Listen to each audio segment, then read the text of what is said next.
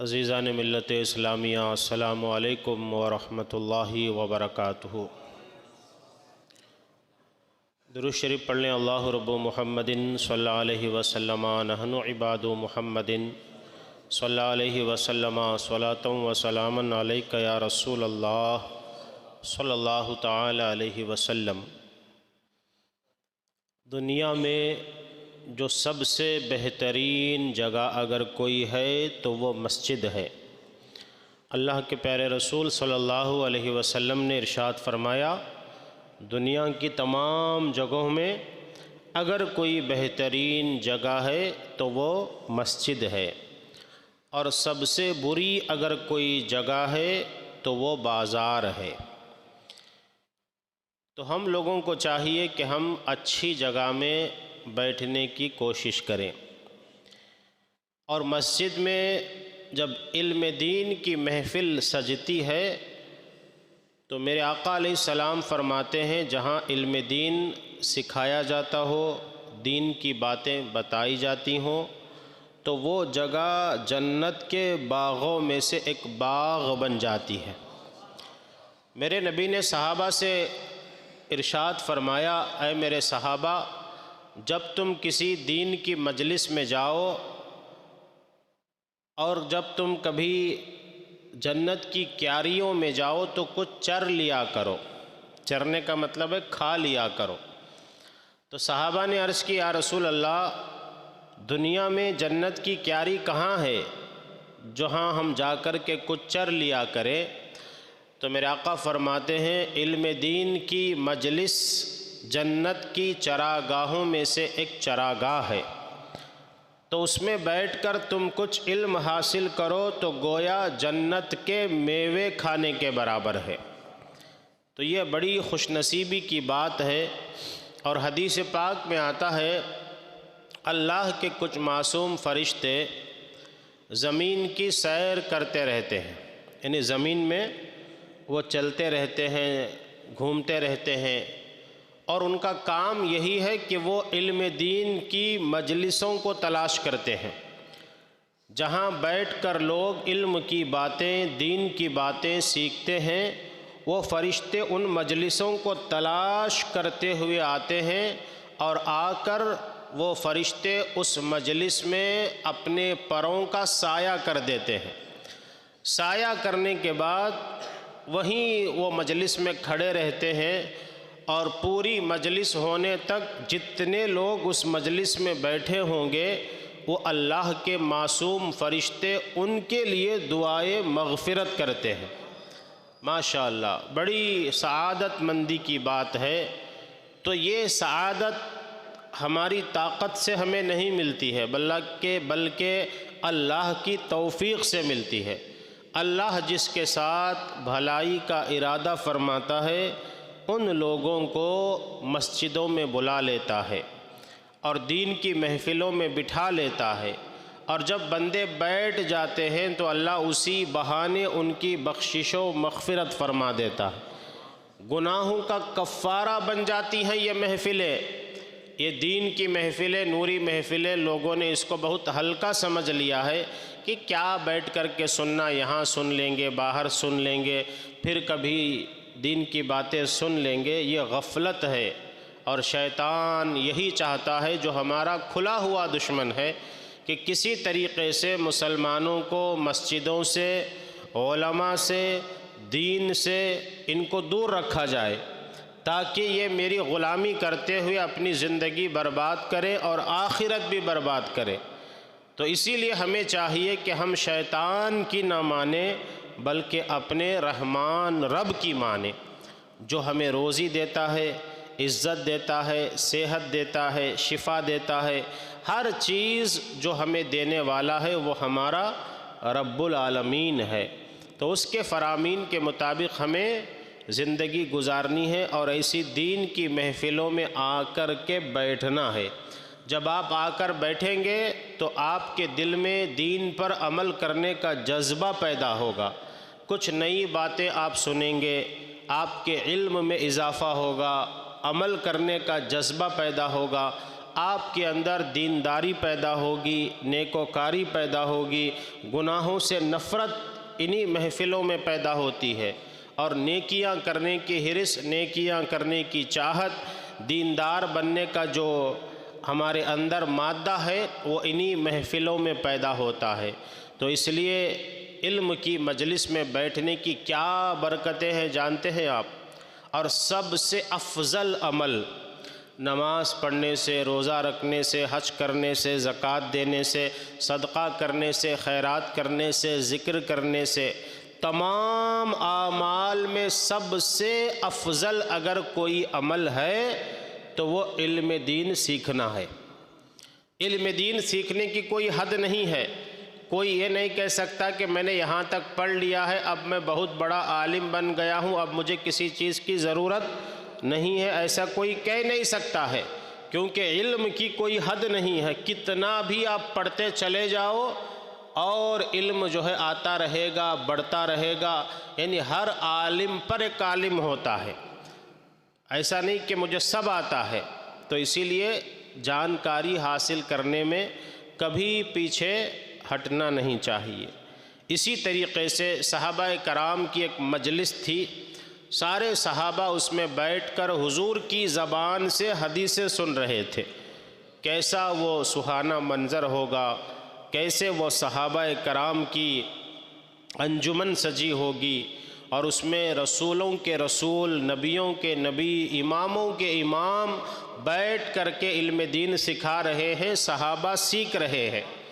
اتنے میں حضرت جبرائیل علیہ السلام حاضر ہوتے ہیں حضور کی بارگاہ میں اور عرض کرتے ہیں، یا رسول اللہ صلی اللہ علیہ وسلم، ابھی جو آپ کی مجلس میں فلاں صحابی بیٹھے ہیں ان کا ابھی تھوڑی دیر میں انتقال ہونے والا ہے۔ دیکھیے غیب کی خبر، موت کب ہے کیا ہے کسی کو پتہ نہیں، مگر میرے نبی کو پتہ چل جاتا ہے۔ جبرائیل علیہ السلام نے آ کر بتایا جو فلاں صحابی بیٹھے ہیں نا، ان کی اب زندگی چند لمحوں کی ہے، اب وہ انتقال کر جائیں گے۔ تو میرے آقا علیہ السلام نے دیکھا کہ وہ صحابی بیٹھے ہوئے ہیں حضور کی مجلس میں، تو میرے نبی نے ان کو قریب بلایا، اے میرے پیارے صحابی ادھر آؤ۔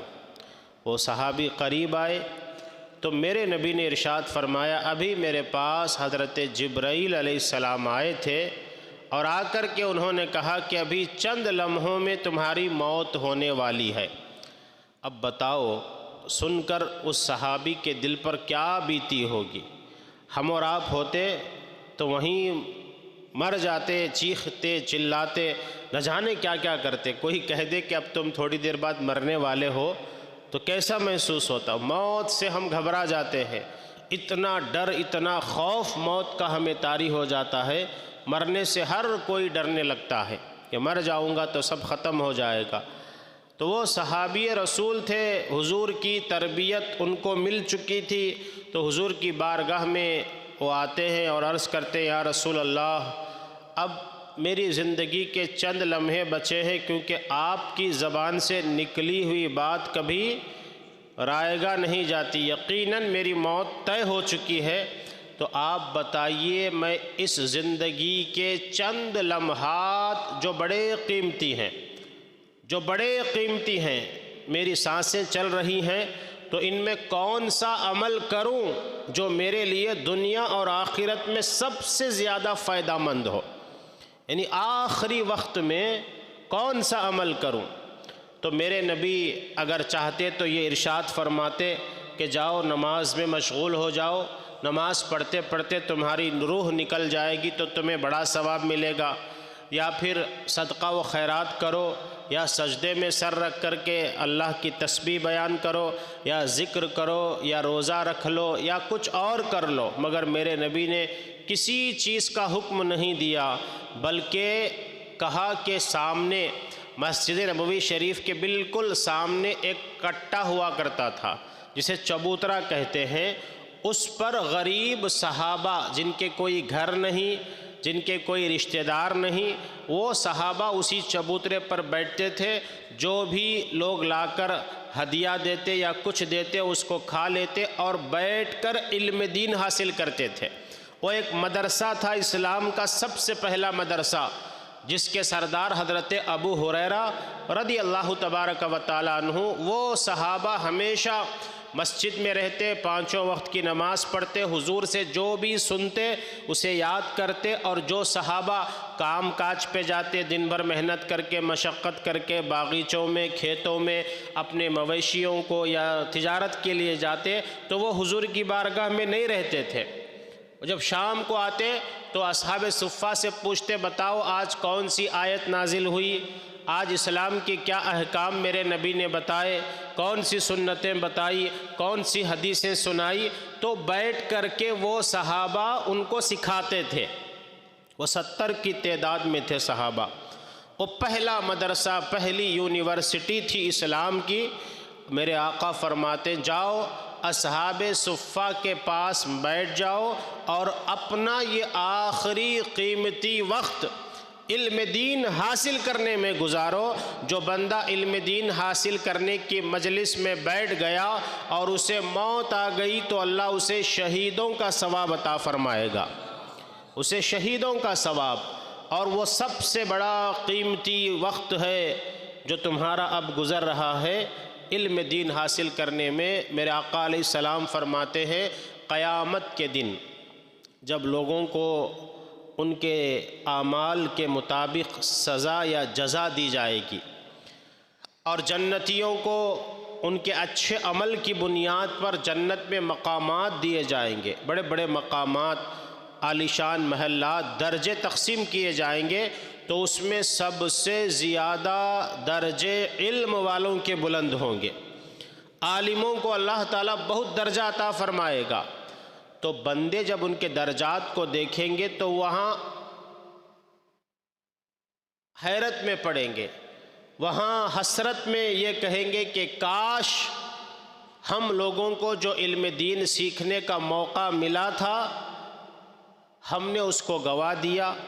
اگر اور کچھ مجلسوں میں ہم بیٹھتے، علم حاصل کرتے، دین کی مجلسوں میں بیٹھ کر دین کی باتیں سنتے، تو ان مجلسوں کی برکت سے اللہ تبارک و تعالی ہمارے درجے اور بلند فرماتا۔ وہاں قیامت کے دن کسی اور چیز پر لوگ حسرت نہیں کریں گے، یہی کہیں گے کہ کاش ہمیں موقع ملا تھا نوری محفل میں بیٹھنے کا، جلسوں میں جانے کا، دین کی باتیں سننے کا، مگر ہم وہاں نہیں گئے۔ اگر وہاں جاتے، علم حاصل کرتے، تو اللہ تعالیٰ آج ہمیں اور بلند مقام عطا فرماتا، جنت میں درجے ہوں گے۔ اور جانتے ہیں ایک عام آدمی جو پڑھا لکھا نہیں ہے، کم علم ہے، دین کی سمجھ کم رکھتا ہے، ویسے آدمی پر عالم کی فضیلت کیا ہے جانتے ہیں؟ جو ایک عالم دین ہوتا ہے، دین کی باتیں جانتا ہے اور دین پر عمل کرتا ہے، اس کے اور عام مسلمان کے درمیان 700 درجوں کا فاصلہ ہوتا ہے۔ 700 درجے افضل ایک عالم دین ہوتا ہے، اور عالم دین کا ادب کرنا، اس کا احترام کرنا اپنے باپ سے زیادہ فرض ہے۔ ایک عالم دین کا ادب کرنا، اعلیٰ حضرت امام اہل سنت فتاوی رضویہ شریف میں فرماتے ہیں، جو عالم دین ہوگا اس کا ادب اور احترام تم اپنے باپ سے زیادہ تم پر فرض ہے۔ جتنا تم باپ کا ادب اور احترام کرتے ہو، ان کی عزت کرتے ہو، ان کی تعظیم کرتے ہو، ان کی خدمت کرتے ہو، اس سے بڑھ کر ایک عالم دین کی خدمت کرنا، ان کا ادب کرنا، ان کی تعظیم کرنا تم پر فرض ہے۔ کیونکہ باپ جسمانی باپ ہوتا ہے، وہ تمہارے جسم کی پرورش کرتا ہے، تمہیں کھلاتا ہے، پلاتا ہے، مگر ایک عالم دین تمہارے جسم اور روح کو سنوارتا ہے، تمہیں برائیوں سے بچاتا ہے، نیکیوں کی طرف گامزن کرتا ہے، تمہیں ہدایت کے راستے پر چلنے کی ترغیب دیتا ہے، گناہوں سے توبہ کرنے کا جذبہ تمہارے اندر پیدا کرتا ہے، شیطان کے شر سے، نفس امارہ کے شر سے، برے کاموں سے، بری محفلوں سے، برے دوستوں سے تمہاری حفاظت کرتا ہے، تمہیں سیدھے راستے پر چلنے کی ترغیب کرتا ہے۔ بتاؤ تو صحیح، اسلام میں جو احکام ہیں وہ عالم دین ہی بتاتا ہے نا آپ کو، یا پھر کوئی اور آ کر کے آپ کو بتاتا ہے، اور آپ مانتے بھی نہیں اس کی بات جو عالم دین نہ ہو۔ جو عالم دین ہوتا ہے وہی تمہارا خیر خواہ ہوتا ہے، اس کے اندر جذبہ ہوتا ہے کہ میری یہ عوام اہل سنت، یہ رسول اعظم صلی اللہ علیہ وسلم کی امت بھٹک نہ جائے، گمراہ نہ ہو، یہ اچھے راستے پر چلے، گناہوں سے توبہ کرے، نیکیاں کرنے کی کوشش کرے۔ علم دین کی فضیلت میں میرے آقا فرماتے ہیں، طالب علم دین یعنی علم دین حاصل کرنے والے جو بچے ہیں، چاہے وہ مدرسے میں پڑھتے ہوں یا کسی استاد کے پاس پڑھتے ہوں، ان کی خدمت کرنا، ان کے پڑھانے میں تعاون کرنا، ان کے پڑھنے میں مدد کرنا، تو جانتے ہیں کتنا ثواب ہے۔ ہر کام میں اللہ نے ثواب رکھا ہے، نماز پڑھنے میں ثواب، روزہ رکھنے میں ثواب، صدقہ دینے میں ثواب، لنگر کھلانے میں ثواب ہے کہ نہیں؟ آپ کسی کو کھانا کھلائیں تو ثواب، نیاز پکا کر 11ویں پکا کر کے کھلانا، غریبوں کی مدد کرنا، یہ ثواب کا کام ہے، مگر اس میں 10 گنا اللہ بڑھا کر آپ کو ثواب دے گا۔ کتنے گنا؟ 10 گنا ثواب۔ جو عمل مستحبات ہے ان کو کرنے سے آپ کو 10 گنا ثواب ملے گا، مگر ایک طالب علم دین کی جب آپ مدد کرتے ہیں تو اللہ آپ کو 700 گنا ڈبل ثواب عطا فرمائے گا۔ 10 گنا بڑھ کر ہیں کہ 700 گنا بڑھ کر ہیں؟ 700 گنا۔ اسی لیے مدرسوں کے بچوں کا خیال کریں، جو عالم دین بننے کے لیے جا رہے ہیں ان کو کپڑے پہنائیں، ان کو کتابیں دلوائیں، ان کی فیس جمع کریں، ان کے خرچ کے لیے پیسے دے کر کے بھیجیں، تاکہ وہ علم حاصل کریں تو اللہ آپ کو 700 گنا بڑھ کر ثواب اس لیے رکھا ہے کیونکہ جب کوئی قوم میں کسی خاندان میں ایک عالم بن جاتا ہے وہ اپنے پورے خاندان کو سنبھال لیتا ہے، اپنی پوری قوم کو وہ تباہ و برباد ہونے سے بچا لیتا ہے، مسجد میں امامت کرنے کے لائق بن جاتا ہے، دین کو آپ تک پہنچانے کا کام کرتا ہے، برائیوں سے روکنے کی وہ کوشش کرتا ہے، امر بالمعروف و نہی عن المنکر کرنے کی استطاعت اس کے اندر پیدا ہو جاتی ہے کہ اچھے کام کون سے ہیں، برے کام کون سے ہیں، کیا صحیح ہے، کیا غلط ہے، کون سا عقیدہ رکھنا چاہیے، کیسے زندگی گزارنی چاہیے، مرنے کے بعد کیا ہوگا، قبر میں کیا ہوگا، گناہ کسے کہتے ہیں، اللہ کیسے ناراض ہوتا ہے، توبہ کیسے کی جائے، توبہ کرنے کے بعد بندوں پر اللہ کیا انعام عطا کرتا ہے، ماں باپ کی خدمت کیا کرنی ہے، ماں باپ کی قدر کیا ہے، بھائی بہنوں کے ساتھ کیسے رہنا چاہیے، طلاق کے مسائل، نکاح کے مسائل، اولاد پیدا ہونے کے بعد پرورش کیسے کی جائے، یہ ساری باتیں آپ کو کون سکھاتا ہے؟ کون سکھاتا ہے؟ عالم دین ہی سکھاتا ہے نا۔ تو عالم دین کا رتبہ، اس کا مقام، وہ مرتبہ بہت افضل و اعلیٰ ہے، اور عالم دین ہر کوئی پڑھا لکھا عالم دین نہیں ہے، جو سنی صحیح العقیدہ ہے، جو ولیوں کو ماننے والا، رسول اعظم کا سچا پکا عاشق رسول ہو، جو صحابہ سے محبت رکھنے والا، اہل بیت سے محبت رکھنے والا، اہل سنت و جماعت کا ہی عالم دین ہے۔ اس کے علاوہ کسی بھی جماعت کا کتنا بڑا پڑھا لکھا کیوں نہ ہو، پوری کتابیں اسے برزبانی کیوں نہ یاد ہو، وہ کیوں نہ ساری کتابوں کا حافظ بن جائے، اگر عقیدہ اس کا صحیح نہیں ہے وہ گستاخ رسول ہے، وہ گستاخ صحابہ ہے، وہ گستاخ اولیاء ہے، تو سمجھ لو کہ وہ عالم دین نہیں، عالم شیطان ہے، وہ شیطان کا چمچہ ہے، شیطان کا چیلا ہے۔ اس لیے علم حاصل کرنا ہے تو پہلے دیکھو کہ کس سے حاصل کر رہے ہیں، کیا وہ سنی صحیح العقیدہ ہے کہ نہیں، کیا وہ اولیاء اللہ کا ماننے والا ہے کہ نہیں، کیا وہ اہل بیت سے محبت رکھنے والا ہے کہ نہیں، کیا وہ رافضی یا اور کوئی فرقے سے تعلق رکھنے والا تو نہیں ہے۔ یہ جانکاری حاصل کرنے کے بعد آپ حضرات اس عالم دین کی صحبت میں رہیں، علم دین کی مجلس میں جب جاتے ہیں نا بچے پڑھنے کے لیے، تو حدیث پاک میں آتا ہے فرشتے اپنے نورانی پر ان کے پیروں کے نیچے بچھا دیتے ہیں۔ علم دین کو جب جاتا ہے بچہ سیکھنے کے لیے تو راستے پر جتنے قدم رکھ کر کے وہ چلتا ہے نا، گویا کہ وہ جنت کا راستہ چل رہا ہے۔ اس کی جو گرد و غبار دھول جب چلتے وقت لگتی ہے نا، اللہ تعالیٰ ان قدموں کو جہنم پر حرام کر دیتا ہے۔ جو علم دین حاصل کرنے کی نیت سے گھر سے نکلتے ہیں کہ آج اتوار کا دن ہے، مسجد اولیاء میں نوری محفل ہوتی ہے، میں علم حاصل کرنے کی نیت سے جا رہا ہوں، تو جتنے قدم آپ چل کر کے آئیں گے آپ کے قدموں پر راستے کی دھول مٹی لگے گی اڑ کر، تو اللہ اس کی برکت سے جہنم کی آگ پر تمہارے پیروں کو حرام کر دیتا ہے۔ کتنی بڑی فضیلت ہے، اور ایک ایک قدم پر اللہ تعالیٰ ایک ایک سال کی عبادت کا ثواب بھی آپ کو عطا فرماتا ہے۔ تو اس لیے آپ سے گزارش ہے کہ ہر اتوار کو آپ کو آنا ہے، کچھ نہ کچھ باتیں دین کی سننا ہے، سمجھنا ہے اور اس پر عمل کرنا ہے، اور آتے وقت اپنے دوستوں کو بھی ساتھ میں لے کر کے آئیں۔ یاد رکھیں، ہم لوگ دوست کسے بناتے ہیں؟ جو ہمارے ساتھ اچھا ہنسی مذاق کرے، ہمارے ہر وقت کام آئے، ہمارے اوپر خرچ کرے، ہمارے ساتھ دن رات رہے، اس کو ہم دوست کہتے ہیں۔ اصل میں دوست کون ہے جانتے ہیں؟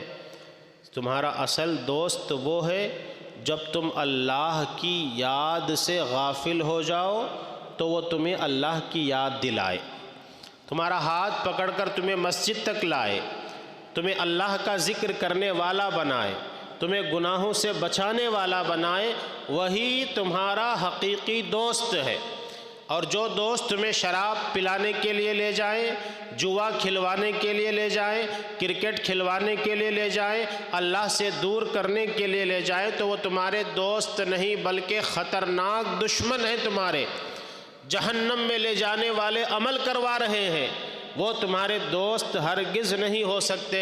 تمہارے حقیقی دوست وہ ہیں جو اپنے لیے پسند کرتا ہے وہ دوسروں کے لیے پسند کرے، خود جنت میں جانے کی تیاری کرے اور اپنے دوست کو بھی جنت میں لے جائے۔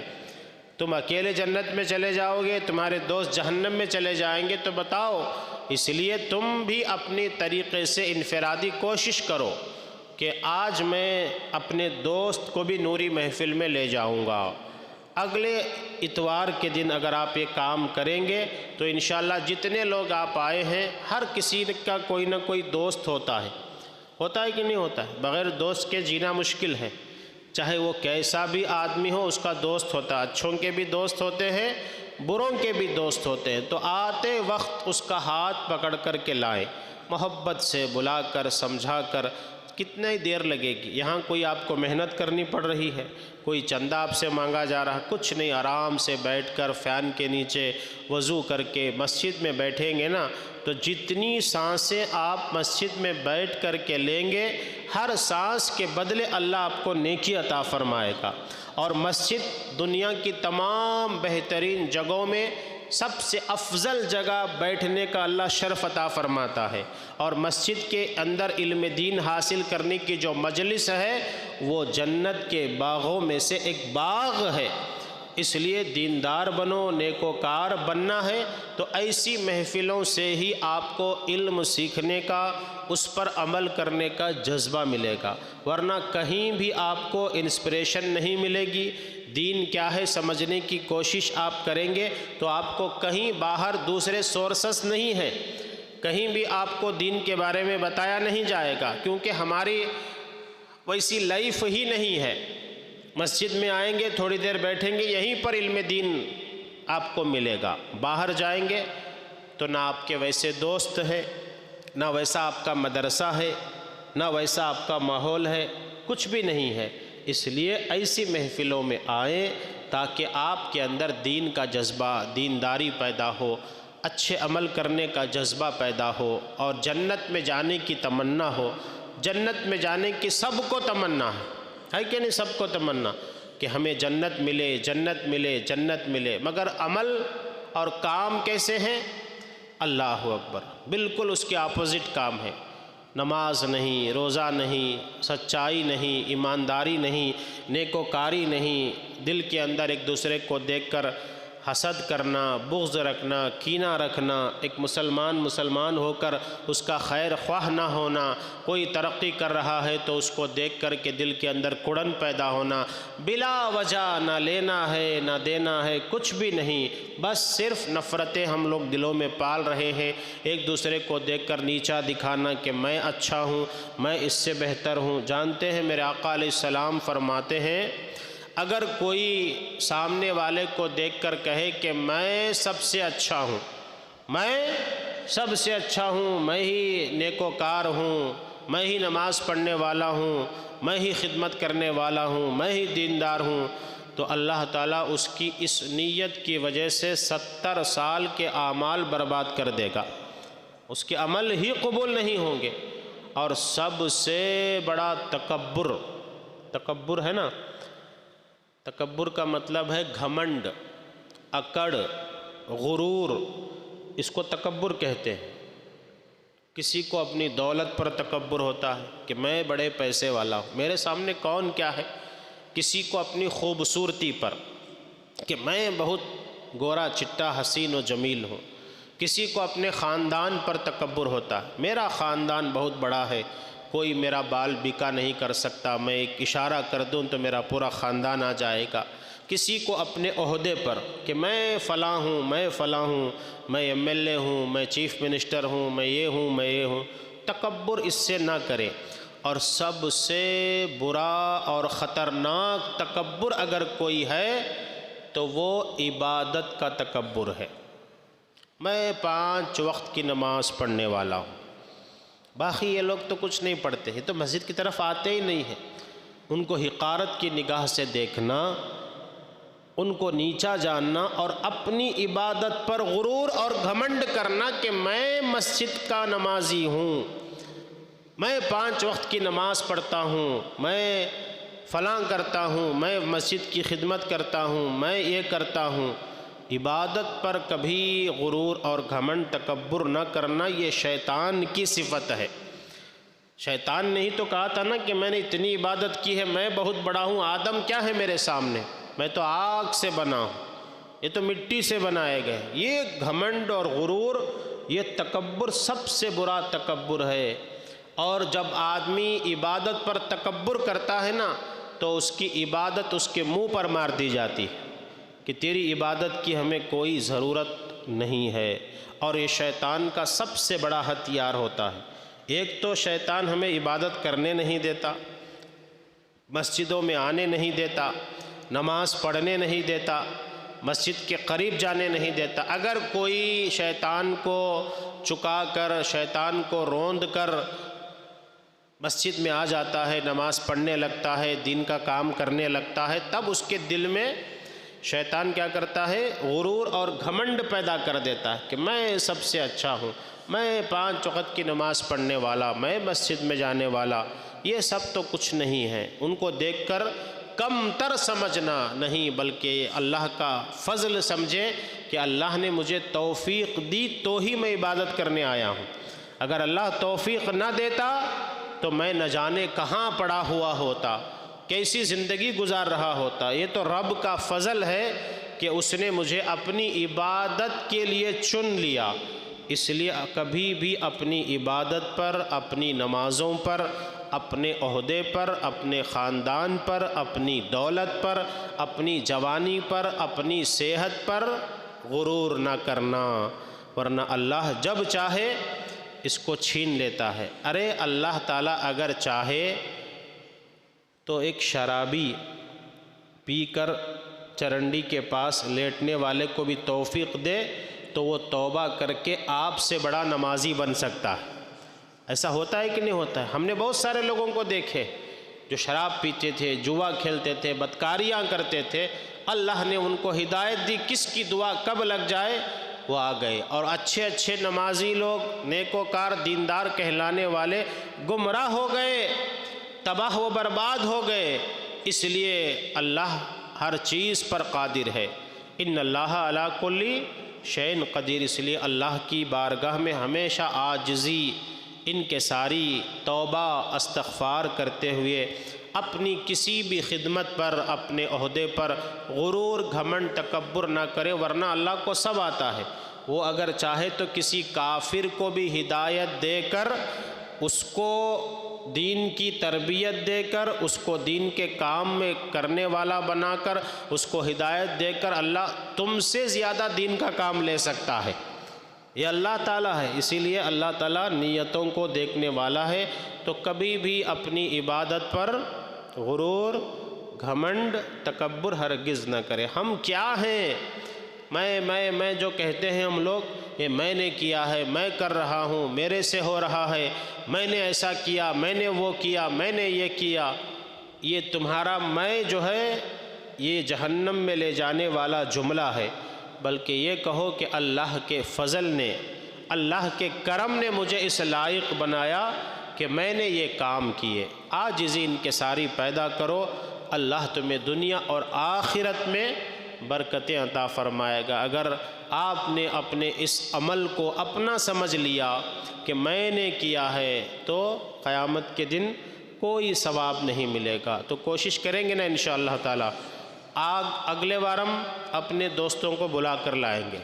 آپ کا کوئی بھی دوست، بچے اپنے بچے دوستوں کو، نوجوان اپنے نوجوان دوستوں کو، بزرگ حضرات اپنے کسی بزرگ دوست کو لے کر کے آئیں۔ آپ لائیں گے تو میرے آقا فرماتے ہیں، حضرت موسیٰ، ایک بڑی حدیث، پیاری حدیث پاک سنیں گے تو آپ کا ایمان تازہ ہوگا، کہ حضرت موسیٰ علیہ السلام نے عرض کیا، اے اللہ، اگر میں اپنے امتیوں کو دین کی دعوت دوں گا، دین کی طرف ان کو بلاؤں گا، تو اس میں مجھے کیا ثواب ہے؟ اس میں مجھے کیا ثواب ملے گا؟ تو میرا رب ارشاد فرماتا، اے موسیٰ، اگر تم میرے بندوں کو دین کی دعوت کے لیے بلاؤ گے نا اچھی باتیں کہہ کر، تو تمہارے ایک ایک جملے پر ایک ایک سال کی عبادت کا ثواب عطا فرماؤں گا۔ ایک ایک جملے پر ہم لوگ جا کر کیا کہیں گے کہ بھائی میرے اولیاء مسجد میں اتوار کے دن نوری محفل ہوتی ہے، چلو دین کی باتیں ہوتی ہیں۔ کوشش کریں ثواب کمانے کی نیت سے، آپ کو ایک ایک سال کی عبادت کا ثواب ملے گا۔ اگر میں آپ کو آفر دوں، اگر آپ اگلے جمعہ، اگلے اتوار اپنے دوست کو لائیں گے تو میں آپ کو 500 روپے دوں گا، تو بتاؤ آپ لائیں گے کہ نہیں لائیں گے؟ ایک آدمی کو 500 تو آپ 500 آدمیوں کو لے کر کے آئیں گے۔ یہ دنیا کی محبت میں ہم لوگ ہر کام کرنے کو تیار ہو جاتے ہیں۔ اب آخرت کا ثواب کیا ہے؟ ایک ایک سال کی عبادت کا ثواب ملے گا۔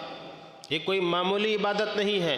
5 کروڑ روپے دیں گے تو بھی ایک سال آپ عبادت کنٹینیو نہیں کر سکتے ہیں۔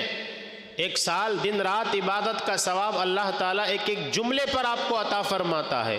تو اس لیے آپ سے گزارش ہے کہ اگلے اتوار آپ کو اپنے ساتھ آخرت کی کھیتی کے لیے، اس کے فائدے کے لیے ایک ایک دوست کو علم دین کی مجلس میں لانا ہے۔ اللہ تعالی ہم سب کو کہنے سننے سے زیادہ عمل کی توفیق عطا فرمائے۔ استغفر اللہ ربی من کل ذنب واتوب الیہ، لا الہ الا اللہ محمد رسول اللہ صلی اللہ علیہ وسلم۔